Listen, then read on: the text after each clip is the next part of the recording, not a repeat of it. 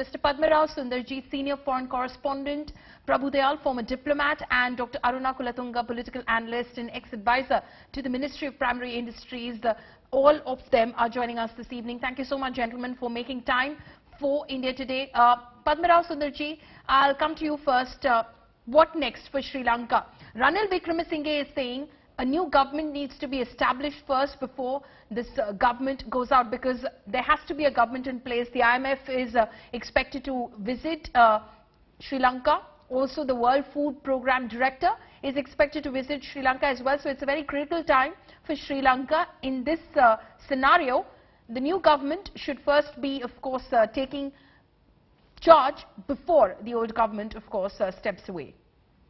Yes, Poulomi, I'm glad you highlighted that, because that is the key problem and the central problem. There is no consensus. There is no, not everybody in the so-called future new government, and these are the opposition leaders and people who have been, opposing the Prime Minister, the President, and certainly also the Prime Minister to an extent up to now.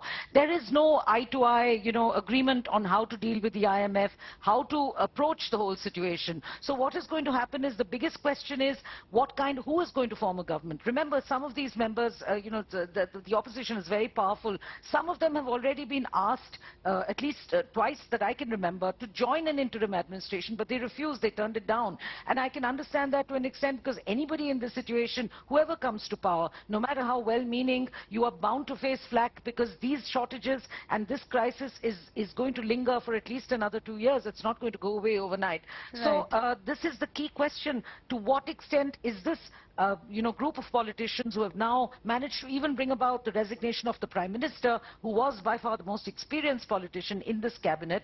But then again, okay, he had only 1 seat in Parliament. He wasn't really, strictly speaking, elected to that seat. So now, with the President out, the Prime Minister out, who's going to take the reins on, who's going to take on the IMF, and will they be accepted by the people? Because remember, if the shortages continue, then sooner or later, even that little bit of patience with any new interim administration is going to, simply go flying out of the window. So that is the key question at the moment. Absolutely, absolutely. That's exactly what I've been asking as well. Ranil Wickremesinghe took charge. Of course, he's an experienced politician, not the first time that he's been in governance, but he took charge only in the month of May. People have already run out of patience with Ranil Wickremesinghe. I'm not talking about Gotabaya Rajapaksa. They've already run out of patience with Ranil Wickremesinghe, and they want a change of new regime. How much is that change of new regime going to bring about a resolution to this crisis? Dr. Aruna Kulatunga, would you like to come in on that, sir? I don't see a new regime coming as such. I see this. There will be some political maneuvering that will take place in the next couple of days, next couple of weeks. As one of your correspondents just pointed out, there is no clarity, there is no consensus on how we are going to move forward within the other political parties that are there. Ranil Wickremesinghe, on the other hand, has put forward a program where the international community seems to be in agreement with him, and that program is moving. It's not moving as fast as everybody wanted it to move, but it is moving, and it is moving step by step. And my observation on that one is, other than for his old party, or people who broke away from his party, the SJP, which is headed by one of his own acolytes or previous young ministers who used to work with Ranil, Sajid Premadasa.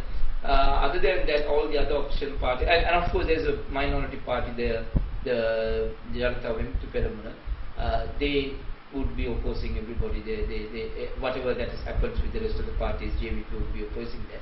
Other than that, JVP and the JP, the other political parties probably would move in with Ranil and would work with him. That's my prognosis for the moment. This can change.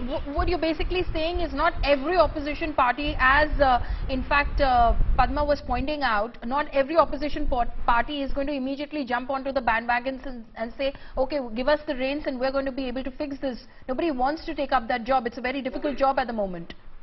Not only nobody wants to take it up, the opposition is fractionalized fairly badly at the moment.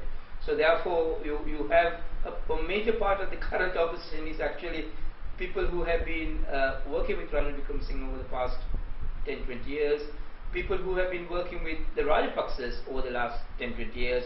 They've come out from their parties and they've sat in the opposition recently. So they have certain ways of working with Ranil, I think that's going to what is going to happen.